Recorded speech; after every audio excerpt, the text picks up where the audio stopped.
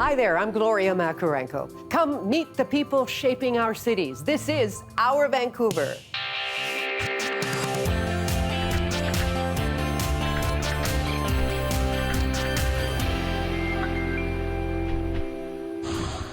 Coming up, no matter how you slice it, we keep it local. And why bird spotting near YVR is up in the air. But first, a North Shore man is swimming in gratitude.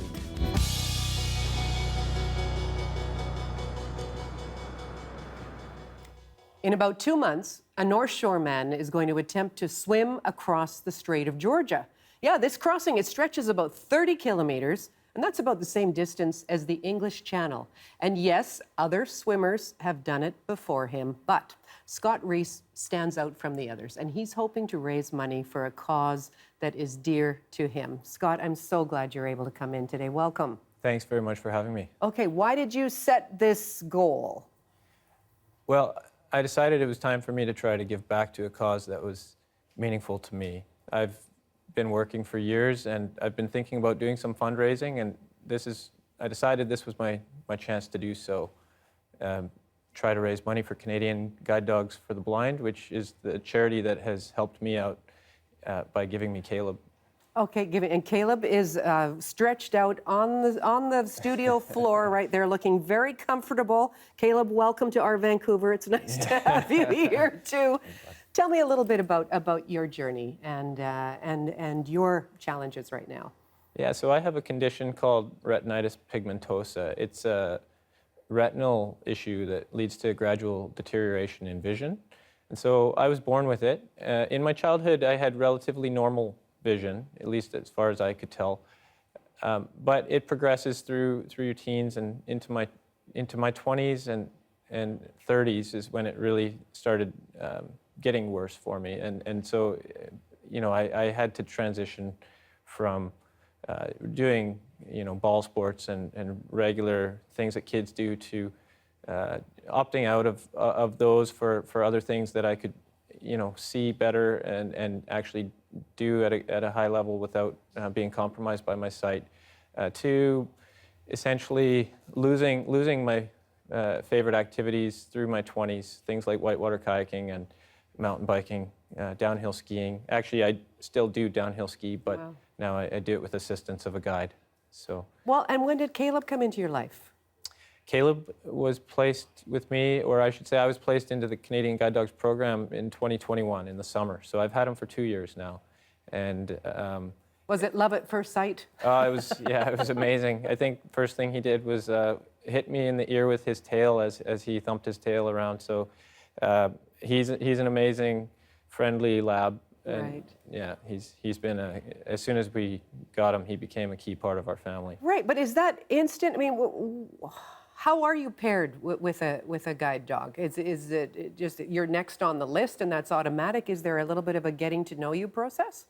Yeah, there's an application process, and so you have to meet certain mobility requirements beforehand. Like they want you to be able to walk with the use of a cane, and I believe in their process they also make sure that a dog is going to be cared for, mm-hmm. Is going to have the basic requirements that it needs to live a good life too.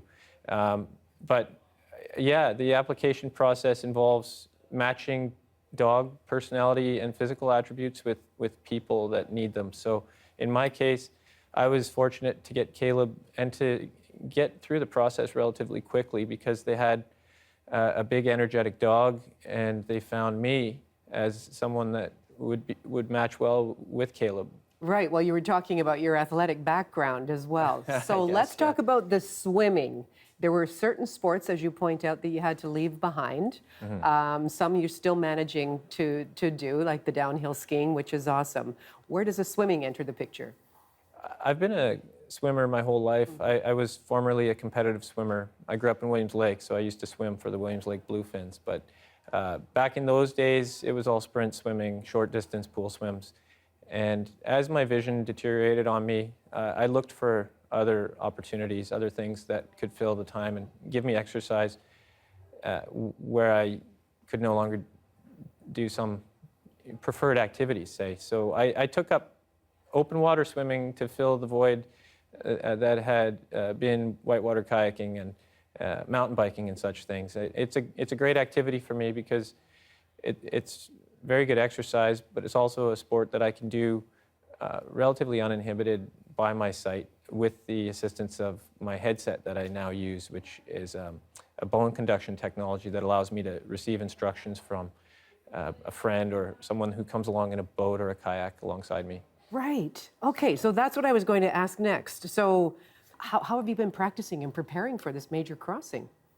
It's a lot of pool swimming through the winter, and in the last month and a half, I've started getting out for more open water swims just to get used to the, it's different than pool swimming for sure with the waves and the currents and the cold. And so for the basic fitness of it all, I've been doing a lot of swimming this year. I've been doing a lot of spin biking, and also I run with friends on a short tether. So you keep busy with those cardio exercises, and now going into spring and early summer, it's going to be a transition to a lot of open water swimming.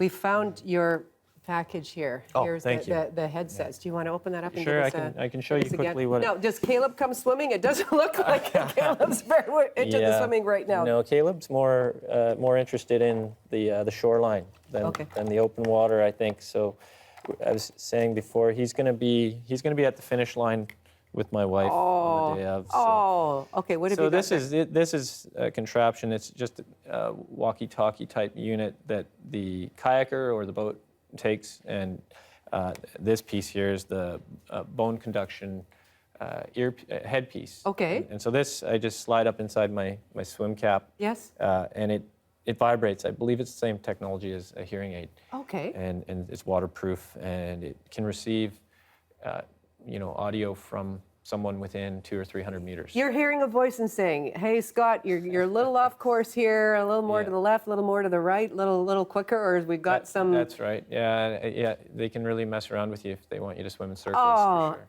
Yeah. Okay, let's talk about the actual fundraising aspect of what you're about to do and why that's important to you. Yeah. So this fundraiser is to raise. Well, I'm trying to raise awareness and funds for the Guide Dog program. They greatly helped me and took me from a time in my life where I had lost my independent mobility to all of a sudden getting those freedoms back of being able to navigate through the city, get to the office, get to the gym, go out for lunch without needing a person to have a shoulder or an elbow that you can take to get around. So it was such a great improvement in my lifestyle. It's something that I would like to support for other Canadians who may be experiencing vision loss and that may be applying for guide dogs and needing to be matched impaired with a dog. How much do you hope to raise? Well, I've been very fortunate so far to break the original fundraising target. So we've reset that up to $75,000, but honestly, I'd love to see it go to 100 if we can. That would be awesome. The more you raise, the more people you help. The more exactly, yeah. Each dog and person pairing it's a lot of money. I think in the order of $40,000 to $50,000 for a team over the life of the team. Wow. So, Scott, if someone's listening right now and they say that's a cause I can get behind, how do they get on board? yeah, so you can go to www.swimthestraight.ca, and that'll direct you to the fundraiser page. And if interested, you can follow progress at Swim the Straight on Instagram or Facebook. We're going to be following your journey. You know that. Okay, and exactly when is the swim? Targeting July 22nd, but weather dependent to a certain extent. Need to make sure that we don't set out on an unfavorable morning. So it might bump a day or two depending on the short range wind and weather. Scott, we wish you calm seas and a successful swim. So nice to meet you and Caleb today. Thank you for coming in. You too. Thank you very much. Hi, my name is Elena. My name is Vashesh, and this is our Vancouver. So many of you take amazing photographs in our beautiful province, and we always like to feature a few of them that we receive each week. So let's start with this one. Jody Simmons sent in this one of a Canada goose mother and her brood at a Surrey park. What a lovely image there. And look at this one. Rick Calhoun takes us back in time, somewhere in an East Vancouver neighborhood. Gorgeous car, beautiful colors. Thank you. And finally, Robert Fulbert captured the water's flow at Cliff Falls in Maple Ridge. Really beautiful, Robert. Thanks so much for sharing that one.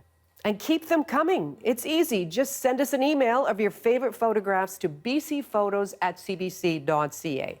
bcphotos@cbc.ca. Okay, you don't have to be a nature photographer to love this next story. A group of volunteers is spending time at Iona Regional Park in Richmond, and they're capturing migratory songbirds, and they're tracking them for research. But as our Rees reports, their work is up in the air. A bird stuck in a net is normally a cause for alarm, but today it's a small celebration for science. Looks like we've got a female yellow-rumped warbler here. What we do is we very carefully grab the bird. This songbird is one of dozens of species that fly through Iona Regional Park in Richmond at this time of year. They're passing through on the Pacific Flyway, making their way north. So there's our female myrtle warbler. It may look harrowing, but rest assured, no birds were harmed in the making of this news story. The idea is that the slight inconvenience that we put these individuals through is worth the broader information that we can glean about the population. Every year at this time, a group of staff and volunteers gather at Iona to capture and release migratory songbirds. The birds are measured, weighed, and examined, with all of those details plugged into a database. They're then fitted with a nifty little ankle bracelet that lets other researchers track them over time. And they represent sort of the status, the health of an ecosystem. If the birds are doing well, there's a pretty good chance that your ecosystem's functioning. Wild Research has been gathering birds like this one for more than 12 years here at Iona Regional Park. But there are changes afoot, changes that could affect how the group does its research. Iona Regional Park is also home to Metro Vancouver's second largest wastewater treatment plant, an aging facility that has reached the end of its lifespan. The region has $10 billion in changes planned for the facility and the park. We're, I think, just dealing with a little bit of uncertainty right now about how this very large long-term project's going to be impacting not only our operation, but just, the wild bird stopover site in general. But Metro Vancouver says the changes are no cause for alarm and are likely to help, not hinder migratory birds. Really, we're looking at the broader ecological connectivity of the island and trying to restore natural processes and trying to create bird habitat that is really sustainable over the long term, that's functioning in its natural state and is supporting even greater bird communities. So that research is important. Metro Vancouver says the changes will create new bird habitat for years to come, habitat that will help birds like this one make their way home. Marie Seidler, CBC News, Vancouver. Coming up, ocean secrets revealed by a raft of ducks. Johanna Wagstaff is going to explain coming up.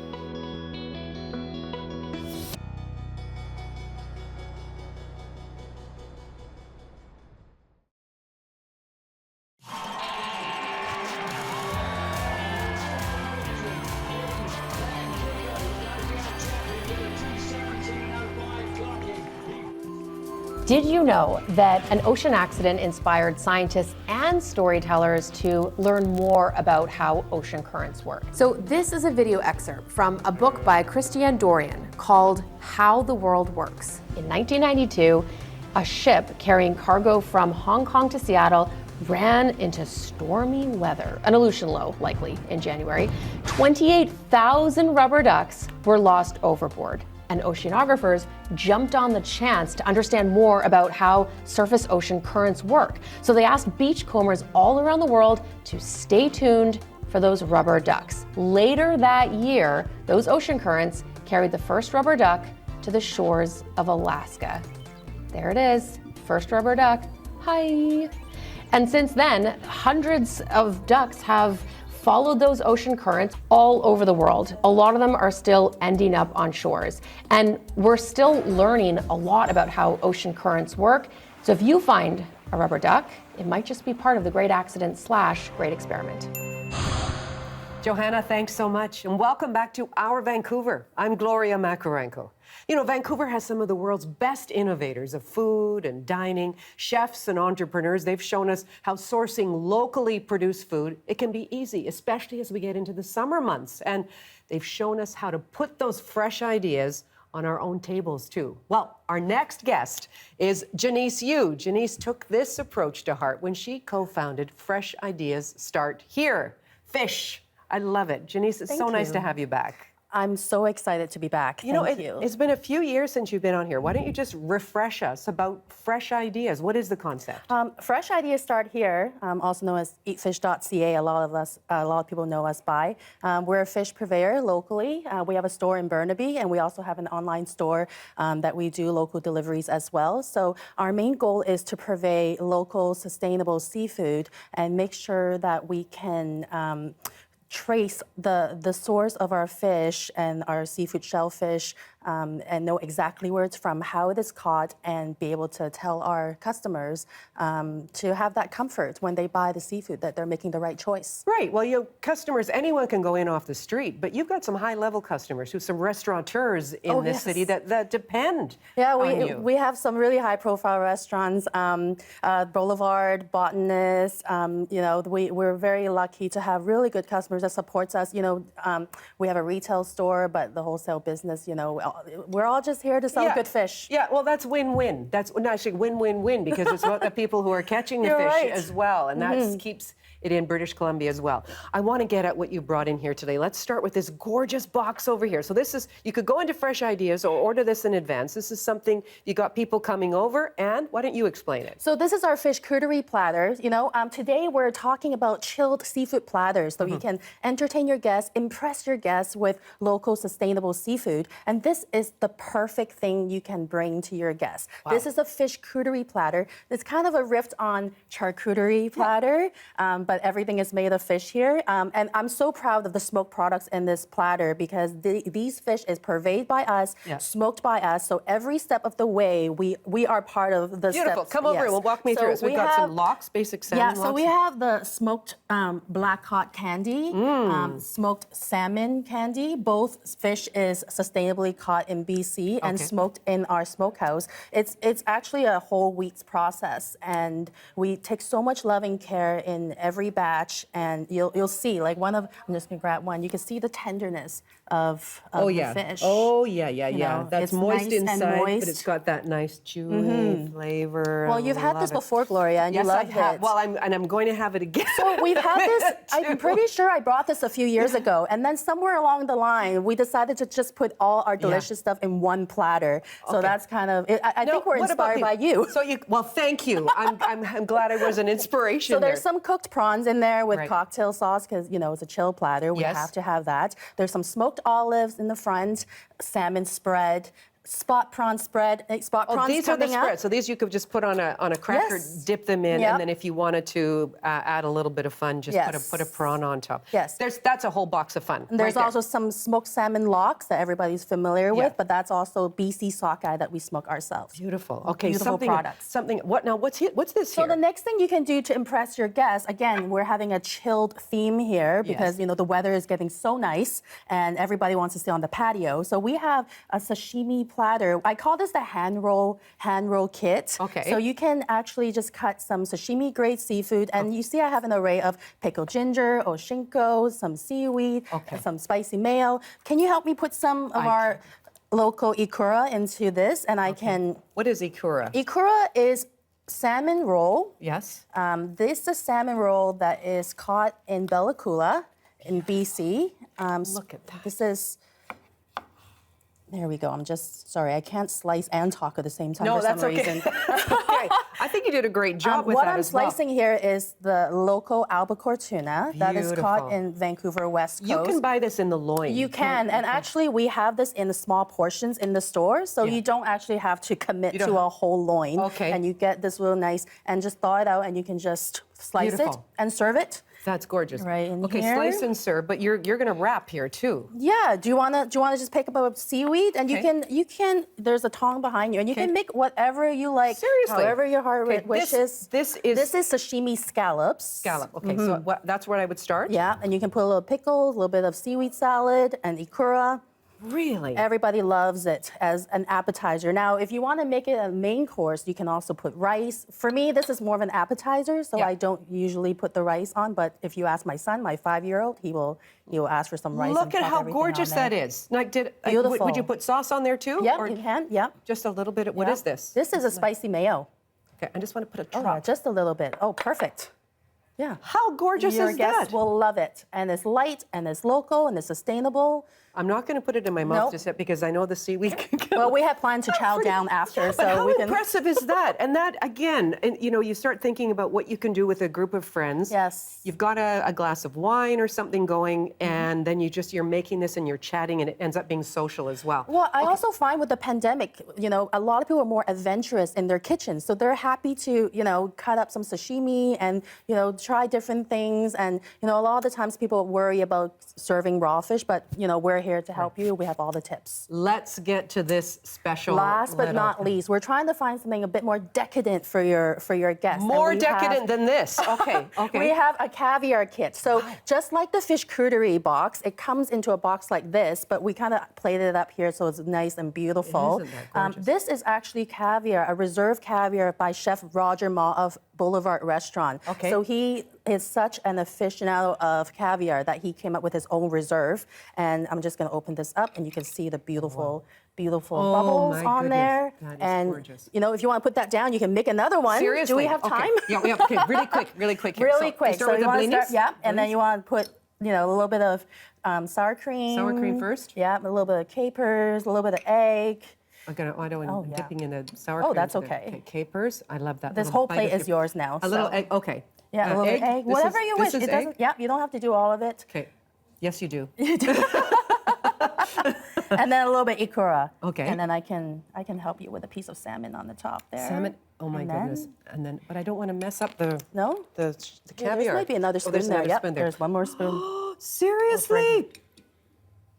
What a treat. Where do people find fresh ideas start here, Jenice? You can find our store in South Burnaby, 7515 Market Crossing, or you can shop online on eatfish.ca. Look at that. I gotta make gorgeous- myself one so we can toast. Please do. Make it really fast. Make it really fast. This is all from British Columbia. All of this sourced in BC. The smoked salmon here, we are very proud that it is BC sockeye salmon. Again, we smoke that ourselves Yeah. in our smoker. It's about a two-day process. And, you know, we put so much love and gotta care hurry. into. Look at you. Quick, quick, quick. Okay, well, you know what? I'm just gonna go with this. You're gonna go. Thank you. Thank you so much. Thank Here's you. to a summer full of fresh ideas. A lot of chill ideas. Good to see you. Thank you.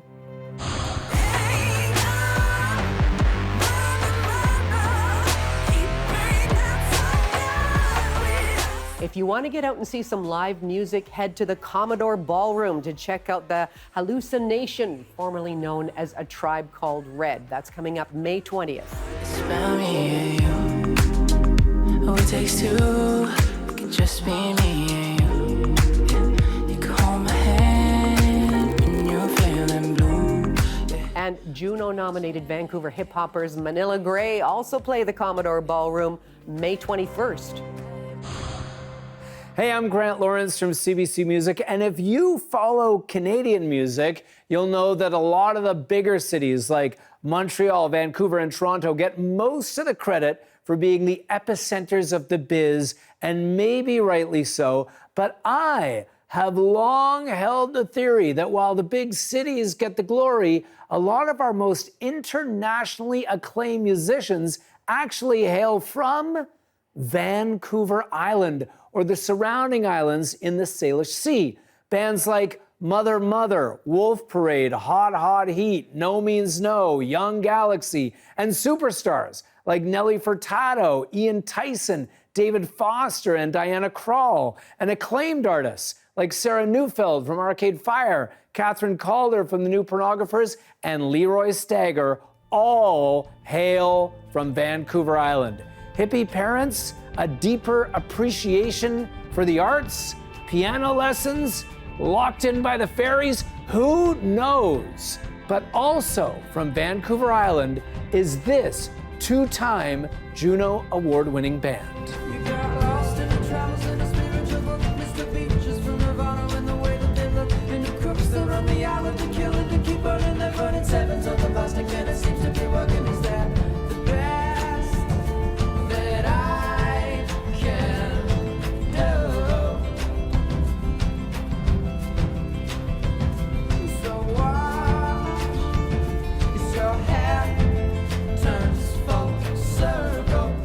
There you go, that's Half Moon Run with their first ever single, Full Circle, from back in 2012. That's from their platinum-selling debut album, Dark Eyes. And Half Moon Run is known as a Montreal band, but most of the members are originally from Comox, BC, yes, on Vancouver Island. Post-secondary education brought the members to Montreal, a place they still call home, and Half Moon Run has found incredible success there over the past decade. Guess I'm alone in this one. Nobody ever seems to know the right way. Yes, I'm alone in this one. Nobody ever seems to know the right way. Then I heard you speak in no uncertain terms. That again, breathing just to see your own breath. That's Half Moon Run with Then Again from their gold-selling 2015 album, Sun Leads Me On. Love the sound on that tune. Half Moon Run have remained a very consistent band over the years, cranking out quality albums layered in beautiful harmonies, a kind of emotional, thinking person's orchestral indie rock seeped in folk and pop. This year, Half Moon Run returns with their first album in about 4 years. It's called Salt. It's out on June 2nd. Sweating on the page, sweating through the maze, getting out the keys to the place that I thought I put away. $1,000,000 days in a sort of way. I had to get away to come back. Time's up, come on out. The river ran clean as a dream, so I swam in its fountain. The fast went hard in the jungle on a mountain. Fast was the beat in my heart. In the back of my mind was a beautiful, truthful shouting. You can let go that weight you carry with ya. Once and for all. Once and for all. Almost tapping into a Britpop feel on that tune. That's Half Moon Run with a beautifully melodic new song of theirs for 2023. That's called You Can Let Go. It's from their upcoming new record, Salt. That song has done very well in the CBC Music Top 20. You Can Let Go by Half Moon Run, originally from Vancouver Island, is the song that you need to add to your new music playlist for this week. I'm Grant Lawrence from CBC Music. I'll check in with you again soon. It's one of the most popular and fastest growing sports in BC.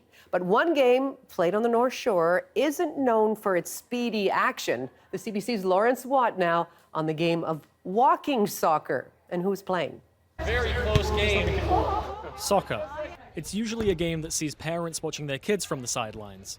But at walking soccer, the tables are turned. I think it's fantastic to see he still got it, still got the moves. Down more than up. Just to see my dad out here breaking a sweat and having fun, it's amazing.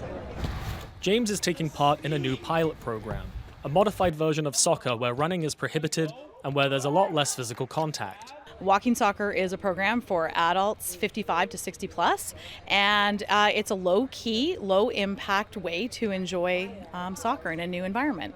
We've been running soccer here on the North Shore for over 35 years now.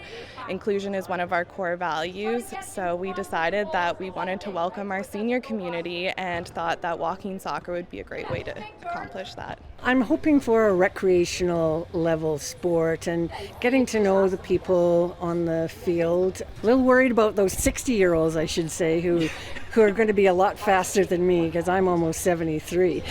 Try to keep your feet moving a little bit. The sessions begin with a quick warm-up and skills exercise before the players break off into teams for a game. And even though I'm not 60 yet, Anyone need a sub? I still had to give the game a try. Oh my! While some players are here to try something new and have fun, for Brendan, he's thankful his dad can play at all. Yeah, about 2 years ago, my dad was in the hospital with COVID, and it was not looking good. He was hooked up on oxygen, and so just to be here today, watching him run around and be active and having fun and breaking a sweat, it's really amazing. I'm the only player on the field today, I think, that ended up with about 11 yellow cards or warnings for running. That was a lot of fun, a lot of sweat. The North Shore Girls Soccer Club is going to be hosting sessions throughout the spring. All people aged 60 and above are welcome. Lawrence Watt, CBC News, North Vancouver. Coming up, no glamour, but plenty of game. A day in the life of wildlife conservationists.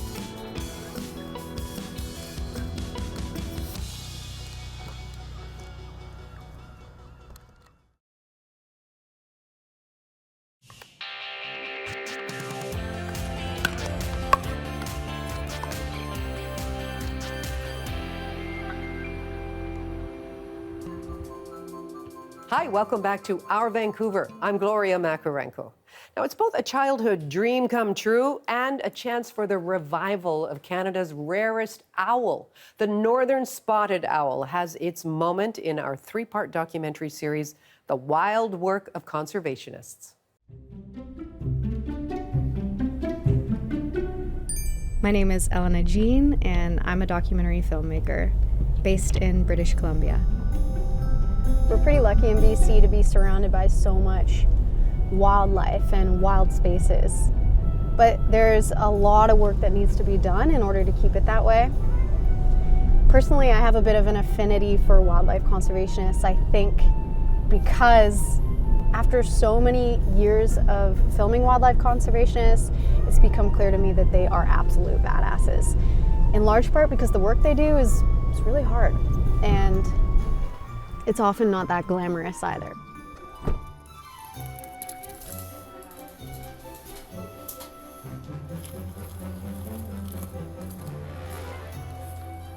Today we're going to learn about a very important species of owl, the northern spotted owl.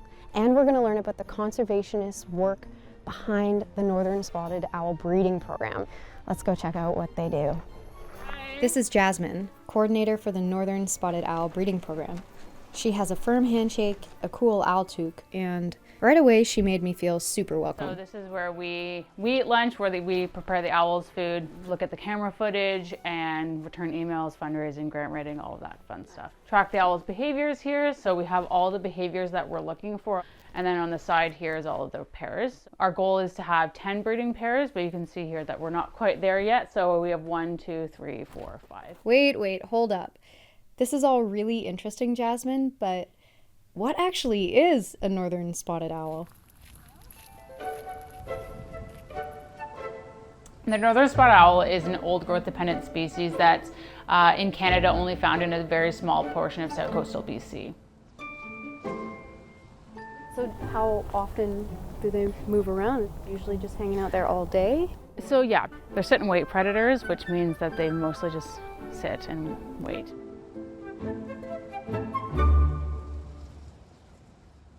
Sammy, for example, is always here, like that's his spot. So there's 31 owls here. I could probably tell you where everyone is sitting. Historically, there were about 1,000 spot owls found in Canada, and that number is now down to maybe 5. So the idea of the breeding program was to breed individuals here in captivity to release into protected forests. They're very predictable, but nighttime is when they're most active. Right, they are nocturnal. They're not diurnal, so they're going to be sitting there throughout the day, and then when we feed them around 5 o'clock, we'll see activity starting at sunset. Okay. So.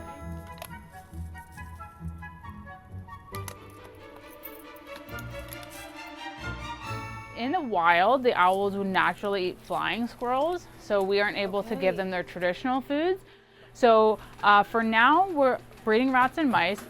The rats are a lot of work, so this room is actually where we spend most of the time. Do you do this every day? It's probably about 4 hours of work a day in here. Yeah. I mean, I imagine you're desensitized at this point. Yes, for sure. We provide really good care to these rats in here. Like, this is just as important for animal care to take care of the prey as it is for the predator. So, I just pooped.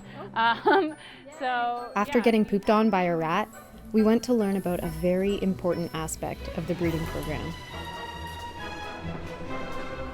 the incubation period. We had to take our shoes off before going inside.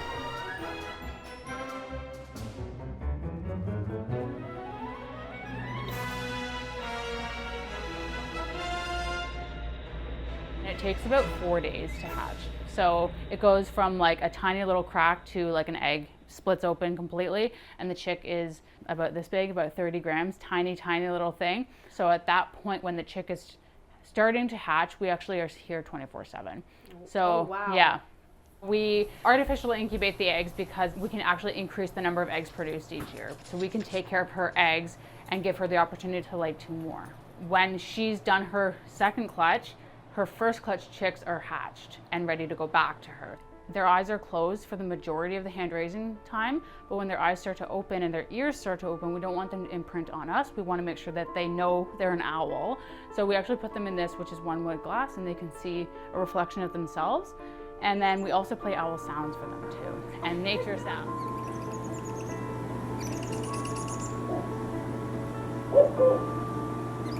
There's all these different levels of challenge that comes with this kind of work. So what is it for you that keeps you stoked to keep coming back to work every day? I think what for me is the most exciting thing is coming out here and seeing the owls every day and being able to contribute in some small way to biodiversity conservation and hopefully inspiring somebody. So like one day, you know, I might have an intern coming through who's like, I remember a presentation with you guys, and then I always wanted to work with you, and that could happen. Because I was that kid who would go home and tell my parents about the owl I saw, and now here I am with the owls too. So if someone was really interested in potentially doing this kind of work in the future, would you have any advice for them? I think the biggest thing for me is just being open-minded and teachable. Volunteering is a really great way to get your foot in the door, and you know, there's different avenues of conservation. So some people might be raising baby owls, but the people who are going out and doing the surveying of the land or the community engagement side of things, all of that kind of builds together to make a really great conservation program. I learned so much from Jasmine and the team. I think what I was most moved by was just seeing the degree of passion and initiative necessary to do the work that they do. It's a lot of sleepless nights, it's a lot of cleaning up poop, and it's a lot of patience, but they're there on the front lines trying to make a difference, and I think that is what really counts. Coming up, why one Vancouver marathon runner bulked up by more than 40 pounds for a 42-kilometer marathon.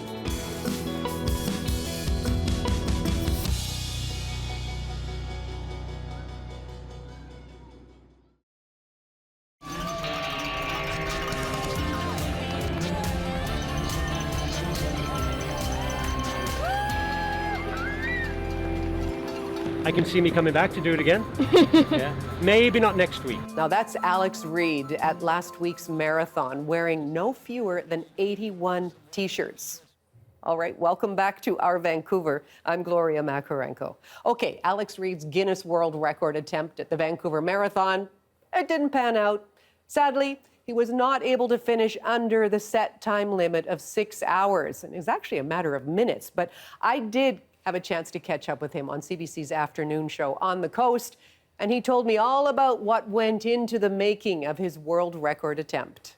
80 t-shirts all at the same time running 26 miles. Sounds like a fun Sunday, right? And when I was putting the shirts on for some testing, I'm like, well, I'm at 55, I'm at the world record, maybe stop here, but why not push a little bit more? And I'd already purchased 80 shirts, so why not go for the full 80? Okay, tell us about your strategy then. You've already got the shirts. Size, number, how many in each size? Well, this is one of those things where I think a little bit of planning and foresight helps, even though clearly there's a degree of craziness, because when you really think about what I'm doing, there's nothing fun about it. But basically what I've got is a strategy of 8 different sizes of shirts 10 of each size. So, I think nature is on my size, not being the biggest guy in the world. No, you're rather slight. I was relieved when you walked in. I thought, okay, he's got room to build on that. Okay. It certainly helps. So I start with small size shirts, 10 of those, and work all the way up to 5 times XL with 10 of those at the end. So, it's 42 pounds of weight. What was the criteria for T-shirts? Absolutely. So this is not my first rodeo, so to speak, trying to attempt a world record. So I'm well aware of all the rules they have in place. But there was a couple of pages of rules, but the key ones, it has to be an official sanctioned event. It has to be witnessed. So I have to have some people, tried to get some people running alongside me. Surprisingly, no one wanted to volunteer for that. And then the key ones, it had to be commercially available shirts. I can't alter the shirts in any way. So I can't cut the sleeves or the neckline to make it more breathable. Some people say, well, why am I doing this? And for me, it's one of those things where, I've always dreamed of, setting a Guinness World Record. I've attempted one in the past. It didn't quite work out. So wait, what was the Guinness record for the last one? So my good wife allowed me to try the most number of champagne bottles sabred in 1 minute during our wedding, which what could go wrong with that? How many did you do? So the record on that is 66 in 1 minute. I did not hit 66, but we had a good party afterwards. It was a good fun. I already have my backup plan. Okay. So I was reading through the Guinness World Records book last year, trying to get some inspiration for what I would do next time after the champagne sabering didn't work. And I came up with this one, the T-shirts in a marathon. But my backup plan, which I've been approved for if I want to try it, is the quickest time to eat 15 Ferrero Rochers, which is a thing, apparently. Those round chocolates. Those little round chocolates, which sounds deceptively easy. You're like, oh, I can do that really quickly. Because the current record, I think, is 2 minutes and 3 seconds. But you actually try that at home, doing it one at a time, and you have to swallow the whole thing before you can eat the next one. Right. It's really difficult. Okay.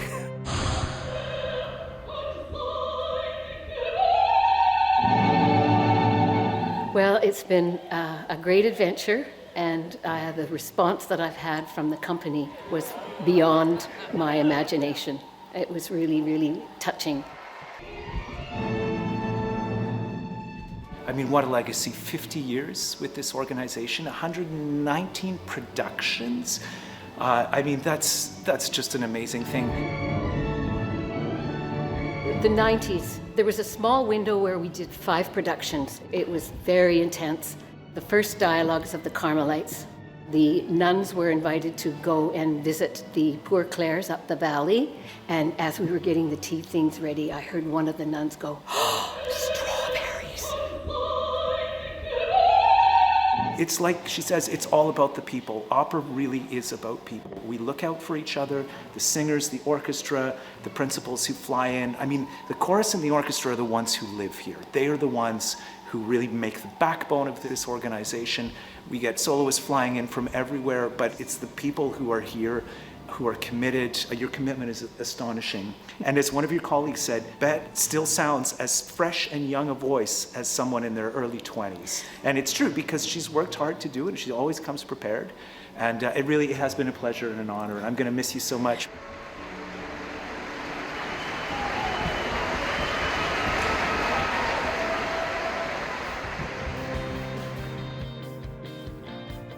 Now, at the end of this program, we like to tip our hats to our talented photojournalists on staff here at CBC Vancouver. They bring us images in their artful ways to give depth and character to the stories that we cover. So here's a sampling from what they saw this past week. And that's all for Our Vancouver for this week. I hope you can join me weekday afternoons on CBC Radio 1 for On the Coast. For now, bye-bye.